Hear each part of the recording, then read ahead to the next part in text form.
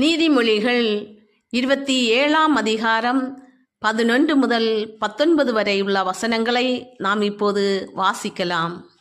என் மகனே, என்னை நிந்திக்கிறவனுக்கு நான் உத்தரவு கொடுக்கத்தக்கதாக நீ ஞானவானாகி என் இருதயத்தை சந்தோஷப்படுத்து. விவேகி ஆபத்தைக் கண்டு மறைந்து கொள்கிறான், பேதைகளோ நெடுகப் போய் தண்டிக்கப்படுகிறார்கள். அந்நியனுக்காக பிணைக்கப்படுகிறவனுடைய வஸ்திரத்தை எடுத்துக்கொள், அந்நிய ஸ்திரீக்காக ஈடு வாங்கிக்கொள். ஒருவன் அதிகாலையிலே எழுந்து உரத்த சத்தத்தோடே தன் சிநேகிதனுக்கு சொல்லும் ஆசீர்வாதம் சாபமாக எண்ணப்படும்.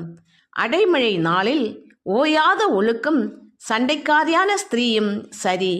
அவளை அடக்க பார்க்கிறவன் காற்றை அடக்கி தன் வலது கையினால் எண்ணெயை பிடிக்க பார்க்கிறான். இரும்பை இரும்பு கருக்கிவிடும். அப்படியே மனுஷனும் தன் சிநேகிதனுடைய முகத்தை கருக்கிடுகிறான். அத்தி மரத்தை காக்கிறவன் அதன் கனியை புசிப்பான். தன் எஜமானை காக்கிறவன் கனமடைவான். தண்ணீரில் முகத்துக்கு முகம் ஒத்திருக்குமா போல மனுஷரில் இருதயத்திற்கு இருதயம் ஒத்திருக்கும்.